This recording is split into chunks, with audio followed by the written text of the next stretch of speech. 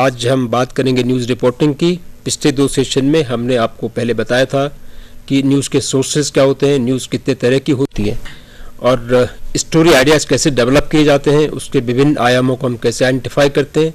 उसके हिसाब से हम हर आयाम के लिए ये आइडेंटिफाई करते हैं कि हमको क्या इन्फॉर्मेशन चाहिए और किस सोर्स से इन्फॉर्मेशन चाहिए।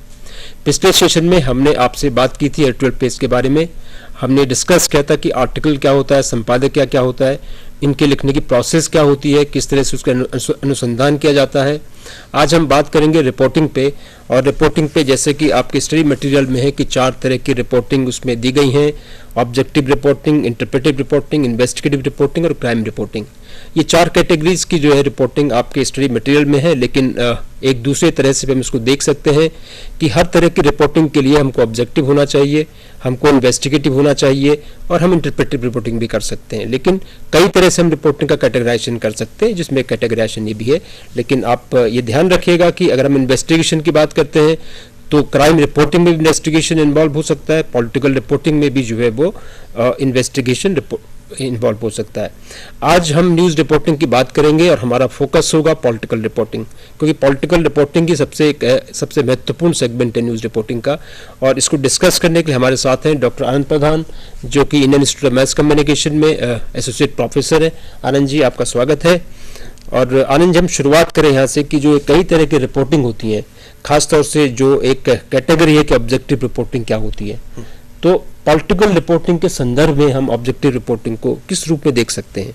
मसलन एक कहा जाता है कि ऑब्जेक्टिविटी नाम की तो कोई चीज़ नहीं होती है, और पॉलिटिकल रिपोर्टिंग में मुझे लगता है कि मामला ज़्यादा पेचीदा है और पॉलिटिक्स में ऑब्जेक्टिव होना थोड़ा सा एक मुश्किल काम है। लेकिन मेरा ख्याल है कि पॉलिटिकल रिपोर्टिंग में ही हमें सबसे ज़्यादा कोशिश करनी चाहिए कि हम कैसे ऑब्जेक्टिव हो सकते हैं, क्योंकि पॉलिटिकल रिपोर्टिंग में का मकसद ये है कि लोगों तक, क्योंकि लोकतंत्र में हम जिस तरह से अपने जनता को, पाठकों को, दर्शकों को, श्रोताओं को खबरें पहुंचाना चाहते हैं, समाचार पहुंचाना चाहते हैं, सूचनाएं देना चाहते हैं कि राजनीतिक तौर पर क्या घटनाएं देश के अंदर चल रही हैं। और ये इसलिए भी जरूरी है, राजनीतिक रिपोर्टिंग का महत्व इस बात से समझा जा सकता है कि राजनीतिक रिपोर्टिंग के जरिए दी जाने वाली सूचनाओं के आधार पर ही मतदाता अपना मन बनाते हैं, अपना व्यूज बनाते हैं और जिसके आधार पर वो अपनी सरकार चुनते हैं, अपने प्रतिनिधि चुनते हैं। तो जाहिर है कि निश्चित तौर पर राजनीतिक रिपोर्टिंग में हमें ऑब्जेक्टिविटी का यहां आशय सिर्फ इतना है कि कैसे जो बातें राजनीति में हो रही हैं उनको तथ्यात्मक रूप से एक्यूरेटली पेश किया जाए। क्योंकि देखिए, अक्सर ये शिकायतें आती हैं और खास करके पॉलिटिकल पार्टीज की तरफ से, पॉलिटिशियंस की तरफ से आती हैं कि हमारी बात को तोड़ मरोड़ करके पेश किया गया। अक्सर ऐसी खबरें आती रहती हैं और खास करके पॉलिटिकल लीडर्स को, पॉलिटिकल पार्टीज को ये ज्यादा आपत्ति होती है कि हमारी बात को ठीक तरीके से पेश नहीं किया गया। तो मैं ये समझता हूं कि रिपोर्टिंग में, पॉलिटिकल रिपोर्टिंग में जब आप रिपोर्ट कर रहे हो तो निश्चित तौर पर हमें इस बात का ध्यान रखना चाहिए कि पॉलिटिकल पार्टीज और पॉलिटिशियंस के व्यूज को कैसे एक्यूरेटली जो वो कम्युनिकेट करना चाहते हैं वो हम उन तक, लोगों तक पहुंचाएं। जो उसके इंटरप्रिटेशन का सवाल है, उस जो वो बात कह रहे हैं, कोई एक पॉलिटिशियन या पॉलिटिकल पार्टी जो व्यूज अपना एक्सप्रेस कर रही है, बता रही है लोगों को, उसके पीछे क्या मायने हैं, उसको एक कंटेक्स्ट में रख करके पेश करना, उसका बैकग्राउंडर बताना, यहां पर आप ये कह सकते हैं कि उसमें इंटरप्रिटेशन की, उसमें डिस्क्रिप्शन की गुंजाइश बनती है और शायद उससे कोई मीनिंग निकलता, और इसलिए हम कह सकते हैं कि 100% ऑब्जेक्टिव होना बहुत मुश्किल है, लेकिन कोशिश की जानी चाहिए कि उसको एक्यूरेटली रिपोर्ट किया जाए। चुनौती यही होती है कि हम लोग ऑब्जेक्टिव कैसे रहें। जैसे कि आनंद जी ने कहा कि हमको तथ्य परख होना चाहिए, तो सबसे बड़ी चुनौती यही होती है कि हम किस तरह तथ्यों का चयन करें। और पॉलिटिकल रिपोर्टिंग में सबसे बड़ी मुश्किल आती है कि अगर किसी पॉलिटिकल लीडर ने एक बहुत लंबी स्पीच दी है, तो हम उस स्पीच में किस चीज को हम वो लोग हेडलाइन बनाते हैं, किस चीज को हम लोग इंट्रो बनाते हैं, वहां पे स्टोरी का कई एंगल एक जो है लग जाता है। इसलिए जो आनंद जी ने कहा, आमतौर पे पॉलिटिकल रिपोर्टिंग में विवाद इसलिए उठते हैं, शिकायतें इसलिए उठती हैं कि हर स्टोरी में कहीं ना कहीं एक एंगल होता है। बहुत महत्वपूर्ण बात आपने कही, लेकिन उसमें जो मेरी समझदारी है कि जब आप किसी पॉलिटिकल पार्टी की प्रेस कॉन्फ्रेंस को या पॉलिटिकल लीडर के बयान को आप पेश कर रहे हो, तो जहां भी वो कंट्रोवर्शियल बात हो, ऐसी कोई बात हो जो जिसको आप समझते हैं कि उससे विवाद पैदा हो सकता है, वहां पर हमें सोर्सिंग करनी चाहिए, एट्रीब्यूट करना चाहिए वो बयान को। और दूसरी बात यह है कि इस मामले में हमें इस बात का भी ध्यान रखना चाहिए कि जब हम एक्यूरेटली रिपोर्ट करेंगे, रिपोर्टिंग और जब हम उसका इंटरप्रिटेशन करेंगे, वहां पर आकर के जो बैकग्राउंडर है, एंगलिंग है, उसका एक रोल सामने आता है। और उसके कारण ही हम कह रहे हैं कि वो 100% ऑब्जेक्टिव तो नहीं हो सकता, लेकिन जब आप फैक्चुअल रिपोर्ट कर रहे हो केवल, तो उसमें तथ्यों के साथ, जैसा आपने खुद भी कहा, कि कोई छेड़छाड़ नहीं होनी चाहिए और उसको आउट ऑफ कंटेक्स्ट या आउट ऑफ प्रोपोर्शन भी हमें नहीं पेश करना चाहिए। ये पॉलिटिकल रिपोर्टिंग की सबसे बड़ी डिमांड है। लेकिन क्या है कि एक बड़ी समस्या यह है कि हमारे देश में राजनीति और खबरें, राजनीतिक खबरें हमारे अखबारों में या हमारे टेलीविजन चैनलों पर इतनी हावी रही हैं और लोगों का उसमें इतनी रुचि है कि अक्सर कोशिश की जाती है कि किस तरह से राजनीतिक पार्टियों के बयानों को और उनके वक्तव्यों को ज्यादा सेंसेशनल तरीके से पेश किया जाए। और सेंसेशनल बनाने के लिए कई बार खुद पॉलिटिकल पार्टीज भी ऐसे बयान देती हैं और कई बार हमारे संवाददाता भी या जो रिपोर्टर हैं वो भी इस तरह के बयानों में थोड़ी बहुत छेड़छाड़ करते हैं। तो मैं ये समझता हूं कि जो सबसे बड़ा चैलेंज, और खास करके इसलिए क्योंकि उसके आधार पर लोगों की ओपिनियन बनती है, तो वहां पर हमें निश्चित तौर पर इस बात का ध्यान रखना चाहिए कि हम उसको एक्यूरेटली रिपोर्ट करें। जो बात कही गई है और जिस तरह से कही गई है उसी तरह से उसको पेश किया जाना चाहिए। जो आप एक बात कह रहे थे वो मैं समझता हूं वो भी बहुत महत्वपूर्ण है कि अंततः ये संवाददाता और उस अखबार का ही चुनाव होता है कि किस पर्टिकुलर व्यू पॉइंट को, या जो पॉलिटिकल पार्टी का बयान है या पॉलिटिकल पार्टी जो कह रही है या कर रही है, उसके किस पहलू को हम हाईलाइट करते हैं, इंट्रो में ले आते हैं, या किसको हम उसमें हेडलाइन बनाते हैं। यहां पर निश्चित तौर पर उस अखबार और उस संवाददाता के व्यू इंपॉर्टेंट हो जाता है, कहीं उसका बायस भी आ जाता है, उसकी प्रेजुडिसेस भी काम करती हैं। और मैं समझता हूं कि लोकतंत्र में इसमें कोई बुराई नहीं है। हम अगर समझते हैं कि ये अखबार थोड़ा इस तरफ से सेंटर लेफ्ट है, ये अखबार सेंटर की पोजीशन लेता है, ये अखबार थोड़ा सेंटर राइट पोजीशन लेता है, तो लोकतंत्र में जितने व्यूज आते हैं और जितने तरह के इंटरप्रिटेशंस के साथ वो आते हैं, तो पॉलिटिकल रिपोर्टिंग मैं समझता हूं ये ब्यूटी है। पर ये ओपनली सामने होना चाहिए। ये नहीं कहा जाना चाहिए कि हम 100% ऑब्जेक्टिव हैं और ऑब्जेक्टिव न हो आप अपनी रिपोर्टिंग में, एंगलिंग में। मतलब एक तो ये कह सकते हैं कि हर अखबार जो है या हर समाचार संगठन का अपना एक पॉलिटिकल पर्सपेक्टिव होता है, उसका एक पॉलिटिकल ओरिएंटेशन होता है, उस ओरिएंटेशन में कोई बुराई नहीं है। एक लोकतंत्र में हर पॉलिटिकल ओरिएंटेशन का अखबार हो तो उसमें कोई बुराई नहीं है। जैसे आप देखें अमेरिका में और ब्रिटेन में, वहां अखबार चुनाव के समय ओपनली अनाउंस करते हैं कि हम फलानी पॉलिटिकल पार्टी, न्यूयॉर्क टाइम्स ने इंडोर्स किया बराक ओबामा को इंडोर्स किया कि आप इनको वोट करिए। हमारे देश में अभी ये परंपरा नहीं है, पर हमारे यहाँ हिपोक्रेसी है कि हमें कहते हैं कि हम किसी के साथ नहीं है। पर हमारे वो बहुत ही सटल वे में, बहुत ही सूक्ष्म तरीके से हम किसी कैंडिडेट को या पॉलिटिकल पार्टी की आइडियोलॉजी को सब्सक्राइब करते हैं, उसको आगे बढ़ाते हैं, पर ओपनली नहीं कहते। मैं ये समझता हूं कि ये पाठकों के साथ एक तरह की नाइंसाफी है। वो जस्टिस आप उसके साथ नहीं कर रहे हैं। आपको बताना चाहिए, अपनी पॉलिटिकल लीनिंग को ओपन करना चाहिए, लेकिन वो आपकी रिपोर्टिंग में नहीं दिखाई पड़ना चाहिए।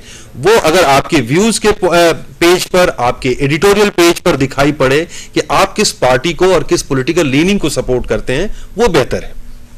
कंसेप्ट के लेवल पे हमने बात की कि पॉलिटिकल रिपोर्टिंग क्या होती है। मसलन जैसे हमने अभी उल्लेख किया कि अमेरिका जैसे देशों में अखबार खुलेआम जो है अपने संपादकीय लिख करके ये कहते हैं कि इस कैंडिडेट को आप सपोर्ट करिए। अमेरिका में अभी न्यूयॉर्क टाइम्स और उससे पहले शायद वॉशिंगटन पोस्ट ने भी ओबामा को इंडोर्स किया। इंडोर्स का मतलब उन्होंने कहा कि संपादकीय लिख के कहा कि आप ओबामा को वोट करिए। लेकिन हर देश में अपनी अपनी जर्नलिज्म की परंपरा है। हमारे देश में अभी ऐसा नहीं होता है, लेकिन जैसे आनंद जी ने कहा कि कहीं ना कहीं प्रत्यक्ष और अप्रत्यक्ष रूप से कोई ना कोई अखबार किसी न किसी पॉलिटिकल पार्टी को, किसी आइडियोलॉजी को सपोर्ट करता है। तो एक कंसेप्ट के लेवल पे हमने थोड़ा सा आपसे डिस्कस किया। अब हम बात करते हैं कि एक समाचार संगठन, दिल्ली में समाचार संगठन में पॉलिटिकल रिपोर्टिंग का खाका क्या होता है। जैसे हमने पिछली बार भी आपसे बात की थी कि एक अखबार में तीन शाखाएं होती हैं, 3 विंग्स होती हैं। एक विंग होती है जिसको हम कहते हैं कि जिसमें असिस्टेंट एडिटर होते हैं, जो ओपिनियन राइटिंग के लिए रिस्पॉन्सिबल होती है।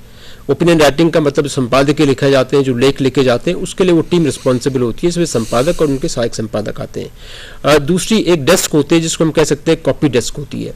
वो जो पत्रकार होते हैं, जो अखबार के दफ्तर में बैठे हैं, जो कॉपी एडिटर होते हैं, उस डेस्क का काम होता है कि समाचारों का चयन करना, समाचार कौन सा समाचार किस पृष्ठ पे जाएगा इसका तय करना, कौन सी हेडलाइन होगी, कौन सी लीड होगी, कौन सी सेकंड लीड होगी, जो अखबार के प्रोडक्शन के लिए रिस्पॉन्सिबल है। तीसरी विंग जिसको हम कहते हैं कि जो न्यूज़ गैदरिंग विंग है। न्यूज़ गैदरिंग विंग में दिल्ली के अखबारों में एक सिटी डेस्क होती है जो कि शहर की रिपोर्टिंग के लिए रिस्पॉन्सिबल होती है, और दूसरा एक ब्यूरो होता है। ब्यूरो का मतलब होता है कि ब्यूरो जो नेशनल गवर्नमेंट है दिल्ली में उसको रिपोर्ट करता है, और ब्यूरो में अखबारों की बीट होती हैं। तो आनंद जी थोड़ा बीट के बारे में बताइए कि जो संवाददाता होते हैं इनकी बीट क्या होती हैं, और किस तरह इनको पॉलिटिकली अपने को तैयार रखना चाहिए एक बीट के हिसाब से, कि अगर किसी का एक्सटर्नल अफेयर्स मिनिस्ट्री बीट है या किसी की कोई बीजेपी बीट होती है, कांग्रेस बीट होती है। बीट भी दो तरह से हो सकती है, एक तो सरकार की बीट्स होती है कि मिनिस्ट्रीज किसी की बीट है, दूसरे पॉलिटिकल पार्टीज बीट होती है कि किसी की बीजेपी बीट है, किसी की कांग्रेस बीट है, किसी की लेफ्ट फ्रंट बीट है। तो बीट के हिसाब से जो बंटवारा होता है उसके बारे में थोड़ा बताइए कि कैसे। पहली बात तो यह है कि जो बीट है वो दरअसल संवाददाता का कार्य क्षेत्र है।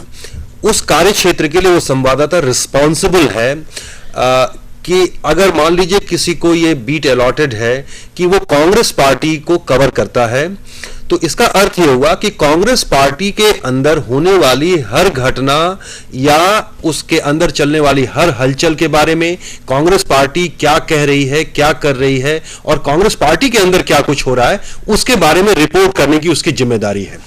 इसी तरह से भारतीय जनता पार्टी के बारे में अगर कोई रिपोर्ट कर रहा है, कोई लेफ्ट पार्टीज के बारे में कर रहा है, कोई जो मध्यमार्गी पार्टियां हैं जैसे जनता दल है या राष्ट्रीय जनता दल है या बहुजन समाज पार्टी है, जो पॉलिटिकल रिपोर्टिंग है वो बेसिकली ज्यादातर इस बात पर डिपेंड करती है जिसमें पार्लियामेंट के सेशंस भी आते हैं कि और हालांकि उसका एक अलग बीट भी है कि वो पार्लियामेंट्री रिपोर्टिंग कही जाती है, लेकिन पार्लियामेंट का सेशन चल रहे हैं और पॉलिटिकल पार्टीज हैं।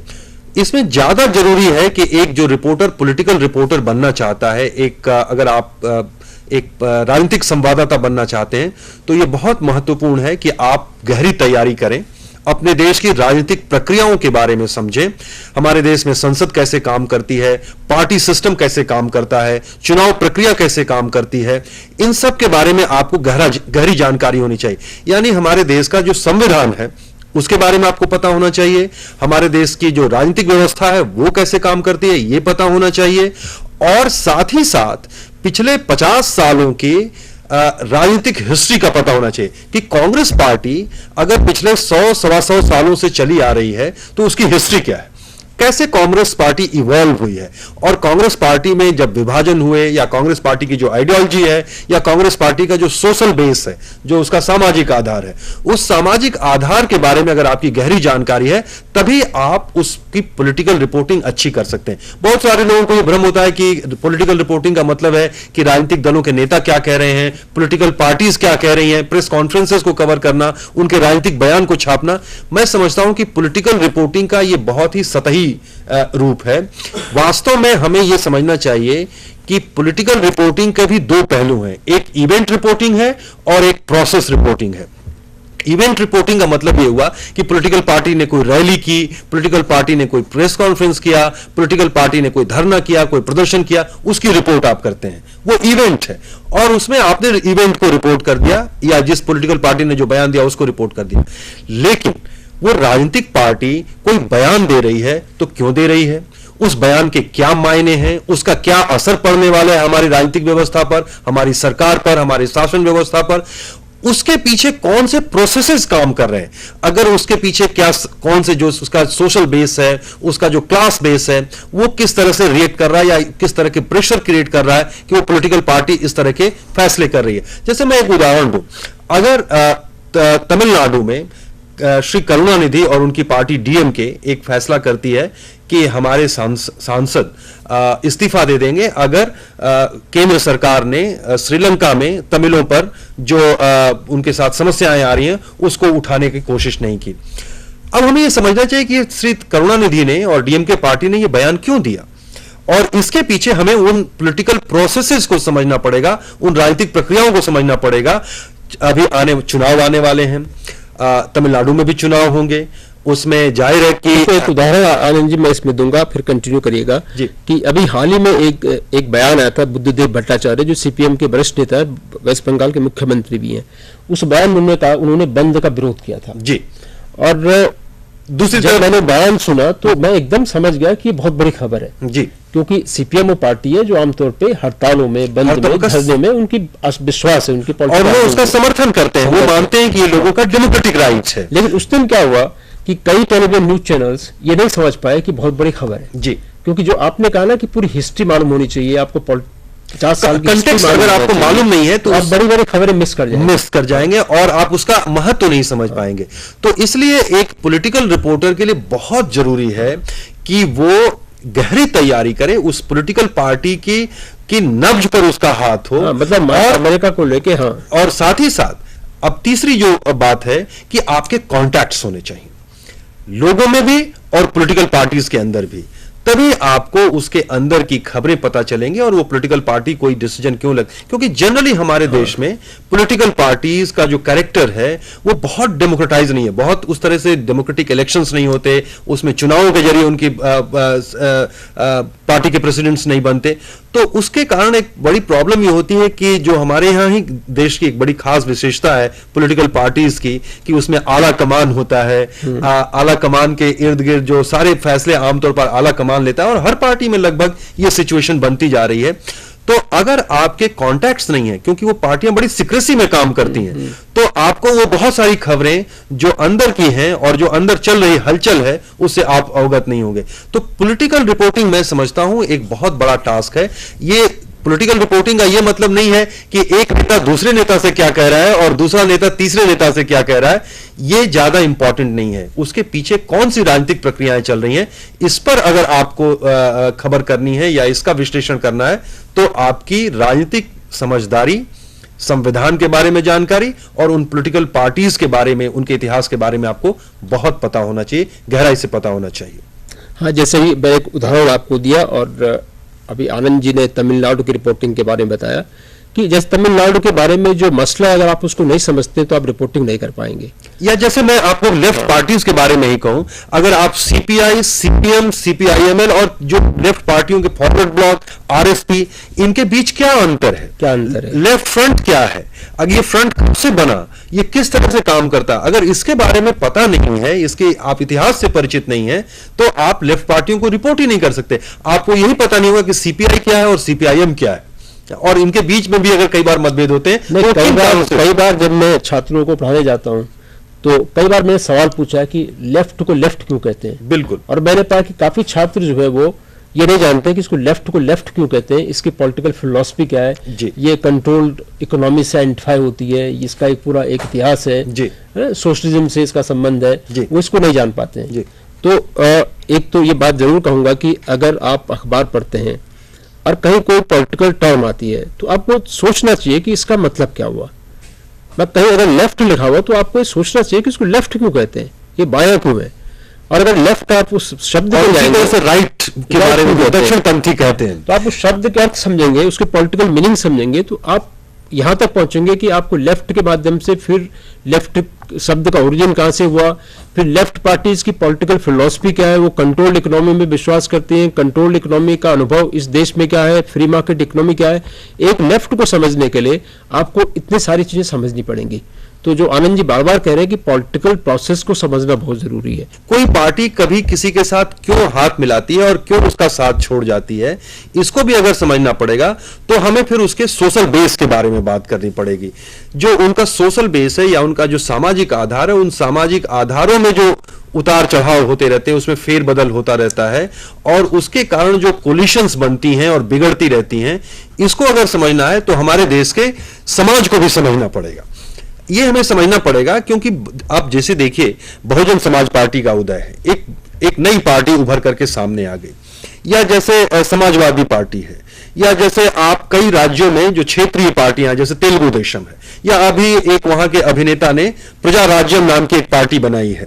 तो ये जो पार्टियां आती हैं ये कोई हवा में नहीं बनती हैं, उसके पीछे एक सामाजिक आधार है। वो कौन सा सामाजिक आधार है? वो एक सामाजिक आधार उठ करके जैसे झारखंड मुक्ति मोर्चा है, तो झारखंड मुक्ति मोर्चा की क्या फिलॉसफी है और वो किस सोशल बेस को रिप्रेजेंट करता है, और अगर वो किसी कोलिशन में जाता है तो उस कोलिशन में जाने के पीछे उस सोशल बेस के क्या इंटरेस्ट हो सकते हैं। तो कोलिशन पॉलिटिक्स को भी अगर हमें समझना है तो कोलिशन पॉलिटिक्स को समझने के लिए बहुत जरूरी है कि उस सोशल बेस को यानी देश के समाज को भी गहराई से समझा जाए। और यानी जो पॉलिटिकल रिपोर्टर है उसको पॉलिटिक्स ही नहीं जाननी चाहिए, उसको अपने समाज को भी पता होना चाहिए। जैसे देखिए, पॉलिटिकल रिपोर्टिंग का एक बड़ा मेजर एरिया इलेक्शन रिपोर्टिंग भी है, और एक पॉलिटिकल रिपोर्टर से ये अपेक्षा की जाती है, और या कहा जाए कि उसकी सबसे ज्यादा मांग उस समय होती है जब देश चुनावों से गुजर रहा होता है। तो चुनाव की रिपोर्टिंग में भी कई बार यह बहुत महत्वपूर्ण है कि लोग किस आधार पर वोट करेंगे। हमारे यहाँ बड़ी मुश्किल यह है कि केवल हम जातियों तक चीजों को काफी रिपोर्ट चुनाव में आते हैं कि किस कंस्टिट्यूंसी में कितनी जातियां हैं और वो किस जाति का है और किसके आधार पर वोट करेगा, और ये बार-बार गलत साबित हुआ है। बिल्कुल। तो इसीलिए ये बहुत जरूरी है समझना कि ये जो राजनीति का अर्थमेटिक्स है या जो गणित है वो सिर्फ अंक गणित नहीं है, उसके पीछे हम जब कहते हैं कि केमिस्ट्री काम करती है, तो जो केमिस्ट्री है या जो रसायन है कि जो समाज के अलग अलग हिस्से हैं वो कौन सा हिस्सा किस हिस्से के साथ जुड़ सकता है, उसके जो सोशल इंटरेस्ट हैं वो कैसे आपस में घुल मिल सकते हैं, तभी वो दोनों जो सोशल बेस हैं वो मिल करके कोलिशन पॉलिटिक्स में एक हो सकते हैं। इसलिए राजनीति में हमेशा एक और एक दो नहीं होता, कई बार एक और एक 11 हो जाता है, और कई बार एक और एक जोड़ करके 0 भी हो सकता है। यानी अगर वो सोशल बेस ठीक से कोहेसिवली एक साथ नहीं आ पाई तो वो 0 नतीजा देगा। तो इसलिए हमारे राजनीतिक रिपोर्टर को यह जानना चाहिए कि सामाजिक आधार पर जो विभिन्न जातियां हैं या सामाजिक वर्ग हैं वो किस तरह के क्लास इंटरेस्ट के साथ या सोशल इंटरेस्ट के साथ अलग अलग पार्टियों के साथ आ जा रहे हैं। मैं ये समझता हूं कि एक पॉलिटिकल रिपोर्टर को न सिर्फ, और अब तीसरी बात पर मैं आऊंगा कि उसको इकोनॉमिक्स भी समझना चाहिए। अगर वो इकोनॉमिक्स नहीं जानता है, अगर वो ये नहीं जानता है कि देश में जो देश की आर्थिक नीतियां हैं या जो आर्थिक कार्यक्रम हैं या अलग अलग पॉलिटिकल पार्टीज के जो आर्थिक कार्यक्रम हैं, क्यों एक पार्टी किसानों के कर्जा माफ करने की बात करती है और क्यों एक पार्टी कहती है कि हम जब सत्ता में आएंगे तो लोगों के टैक्स रेट को कम करेंगे, जबकि संसाधन बराबर ही होते हैं। उसको इकोनॉमिक्स भी समझना पड़ेगा। अगर आज के दौर में कोई ग्लोबलाइजेशन को नहीं समझता है, अगर कोई प्राइवेटाइजेशन को नहीं समझता है, लिबरलाइजेशन को नहीं समझता है, तो वो आज की पॉलिटिक्स को रिपोर्ट नहीं कर सकता। वो ये नहीं समझ पाएगा कि कांग्रेस पार्टी में और लेफ्ट पार्टियों के बीच जो मतभेद है बैंकिंग सेक्टर के प्राइवेटाइजेशन को लेकर के, उसके कारण क्या है।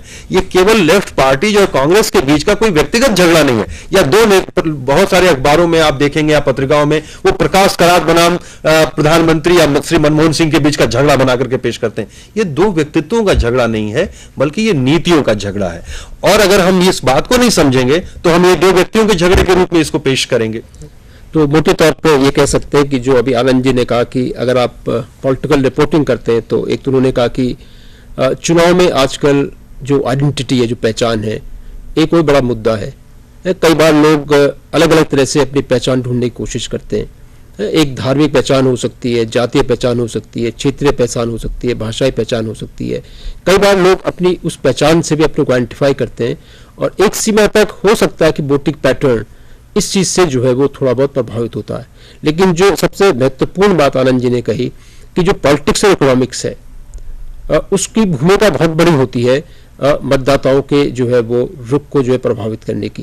क्योंकि आप पाएंगे कि अगर आप लोकसभा चुनाव का कवरेज देखें, पिछले 5, 6, 7, 8 लोकसभा इलेक्शंस हुए हैं, तो बार बार ये हुआ कि जो मेन स्ट्रीम मीडिया ने जो भी भविष्यवाणियां की कि कौन जीत रहा है, उसका उल्टा हुआ।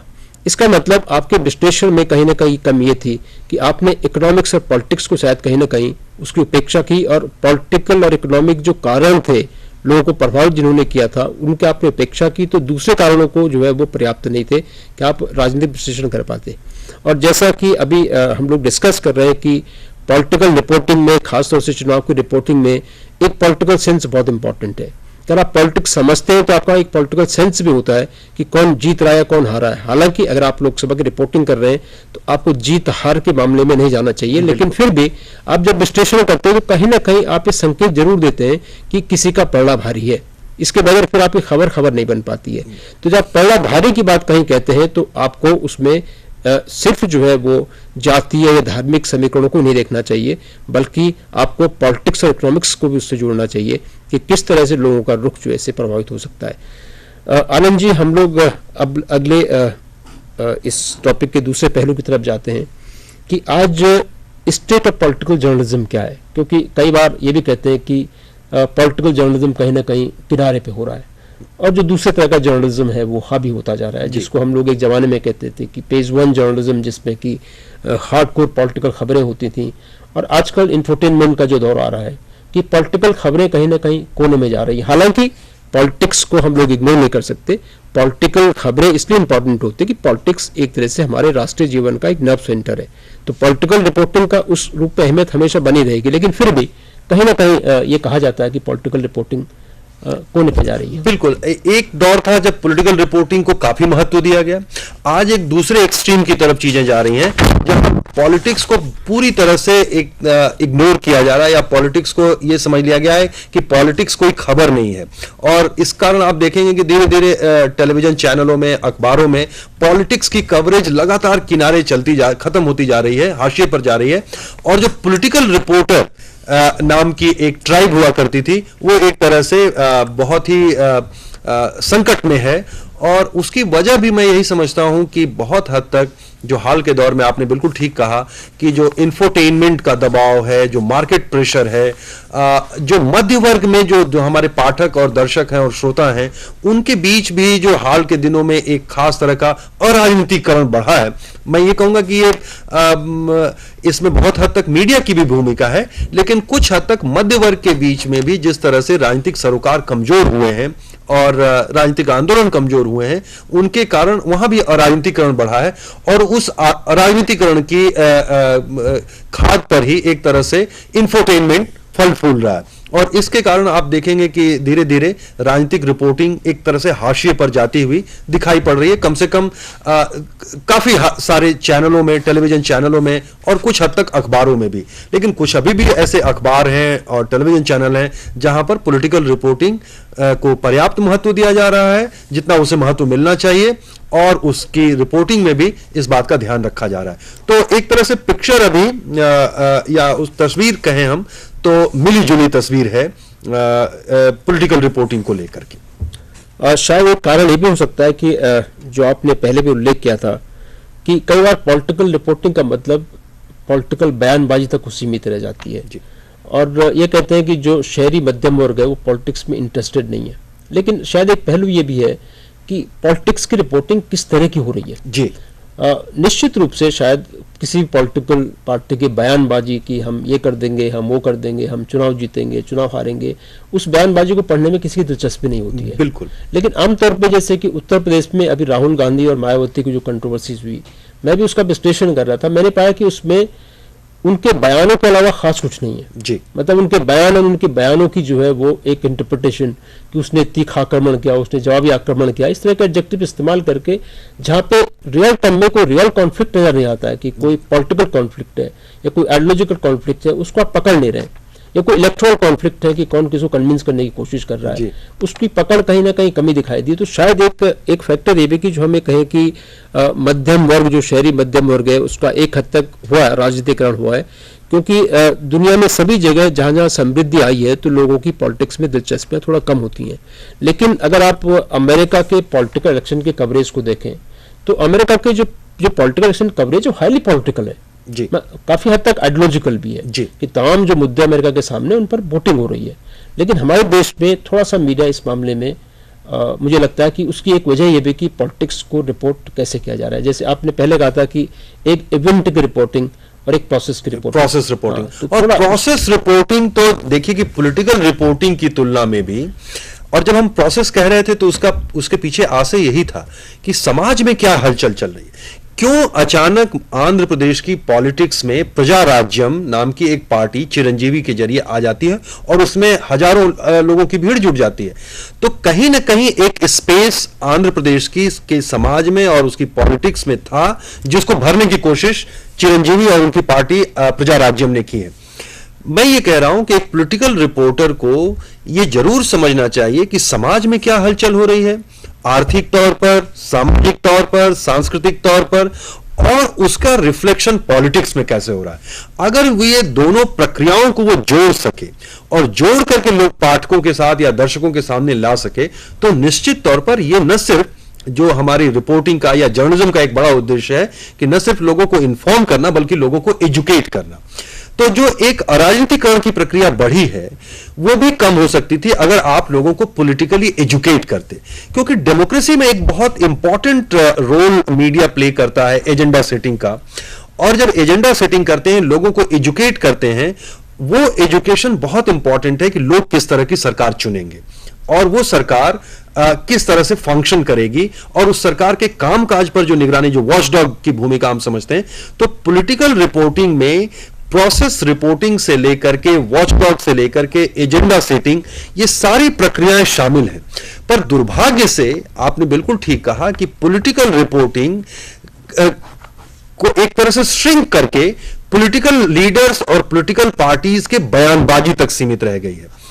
हर शाम को जो देश की बड़ी पार्टियां हैं वो प्रेस कॉन्फ्रेंसेस करती हैं और पॉलिटिकल रिपोर्टर वहां जाते हैं और प्रेस कॉन्फ्रेंसेस में क्या कहा गया है उसी को एक दूसरे के सामने जक्स्टापोज करके रख देते हैं और ये बताने की कोशिश नहीं करते कि पूरे देश में राजनीतिक तौर पर जो उथल पुथल चल रही है, राजनीतिक शक्तियों का जो रीअलाइनमेंट हो रहा है, पुनर्ध्रुवीकरण हो रहा है, उसके पीछे कौन से राजनीतिक कारण है, उसके पीछे कौन से आर्थिक कारण है, उसके पीछे कौन से सामाजिक कारण है। तो प्रोसेस रिपोर्टिंग, एजेंडा कैसे सेट हो रहा है। कोई पार्टी अगर आतंकवाद को मुद्दा बना रही है, कोई पार्टी किसानों के कर्ज माफी को मुद्दा बना रही है, कोई पार्टी कह रही है कि एक दलित को प्रधानमंत्री बनना चाहिए, तो जो अलग अलग एजेंडा बनाने की कोशिश की जा रही है और उसमें समाचार पत्र भी अपनी एक भूमिका निभा रहे हैं, मीडिया भी एक भूमिका निभा रहा है, या कोई सरकार ने 5 साल कैसे काम किया, अगर इसके बारे में हम नहीं बताएंगे और पॉलिटिकल रिपोर्टिंग नहीं इसके बारे में की जाएगी तो जाहिर है कि वो बहुत ही उथली किस्म की रिपोर्टिंग है जिसमें लोगों की कोई दिलचस्पी नहीं होगी। आखिर कितने दिन तक लोग एक दूसरे के खिलाफ बयानबाजी को सुनेंगे, उसकी भी एक सीमा है।